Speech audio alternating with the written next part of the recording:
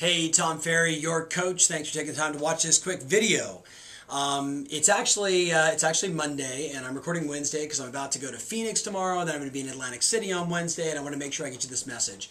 So a lot of the dialogue I'm in right now with the great majority of people that I'm dealing with is this conversation, and it's kind of an old one about, does your self-image match your goal? Does your self-image, how you view yourself in this world, in your business, does your self-image match up to the expectations you have for 2010? Think about it this way. I actually wrote down in my notes, consider that maybe 2010 for you, like for a lot of people I'm talking to, 2010 is like a recovery year, or it's driving the wedge into your marketplace and trying to take over more market share, more opportunity, because we kind of see how the game is going to be played, and it's going to be more of the same from 09 to 010. But consider, if 2010 is a recovery year, if 2010 is a year perhaps that you're looking to make up for financial losses from the last 2 or 3 years, if it is a kind of a do-over year for you, if it's one of those kind of goal-setting years for you, so you're setting this big goal, if all of that is layered over the same self-image, how you view yourself from perhaps the last couple of years, whether your business wasn't as good as you wanted, or you didn't make the money you want, or you lost money in the stock market, you lost money in real estate, if all those thoughts are still dominating how you view yourself, you're setting this big sexy goal basically over a sewer, kind of over garbage. So remember the wonderful old line, how you feel on the inside radiates to the people on your outside. How you feel on the inside radiates to the people on the outside. I want you to really take a hard look at what are you doing to improve your self-image, how you view you, in order to make the kind of quantum leap, the kind of breakthrough, the ultimate you desire for 2010. I also wrote down the following. You ready? Consider it's been said that your beliefs, your health, your passion, your knowledge, your relationships, and ultimately your income is an exact average of the 5 people you spend the most time with. Your 5 closest friends. The 5 people you spend your most time with, you are the sum total. You're the average of that group. So am I saying to you, if you're not making the money you want, fire your friends? No, not saying that at all. I'm asking you just to take a look at the word exposure and how that impacts your self-image. Perspective and how that impacts your self-image. If you're spending time with people that are going this way and you want to go that way, well, the law of averages say you're going to follow them right down that path. It's going to be very challenging for you to pull out of it. So I wrote down for you actually 3 things.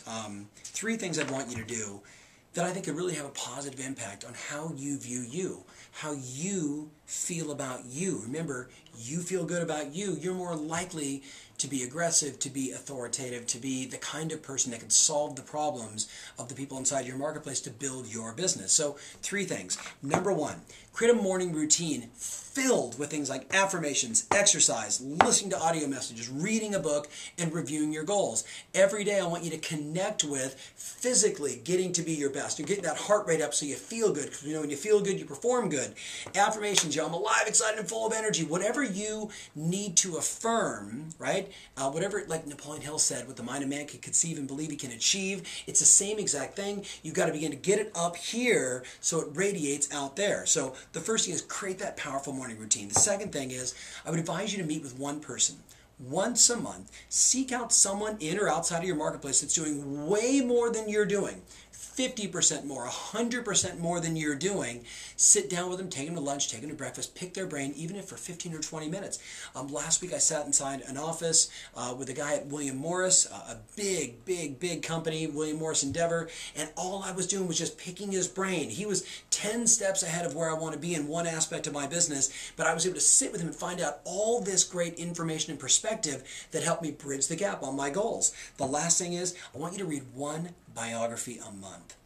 Read a story once a month of someone that didn't buy into the circumstances of their life, the circumstances of their environment, the circumstances of their surrounding, and like the phoenix from the ashes, they rose above it all and did something extraordinary. Because you know what? When you read those kind of books, you say to yourself, if they can do it, I can do it. Those 3 things will have a positive impact on your self-image, which will ultimately match the goal that you want to have for 2010. Remember, how you think about yourself. If it doesn't match what it is you want to achieve next year, If it's falling short, you will fall short. It's that simple. So, great simple message on this Wednesday. You know what's all up here. Remember always, your strategy matters and your passion rules. By the way, this might be a video you want to send to a few people, especially some of those friends or kids or loved ones. I think about my own kids and the way my parents raised me. Remember who you spend your time with, right? Sometimes guilt by association shows up for a few of us. Remember who you're spending your time with. Not telling you to stop hanging out with your friends. Just remember, you are a sum total of that average in all those areas of your life, the people you spend the most time with. So it's time to really be aware of it and set some new intentions in each of those areas. Have a great Wednesday. I'll look forward to talking to you on Friday. Take care.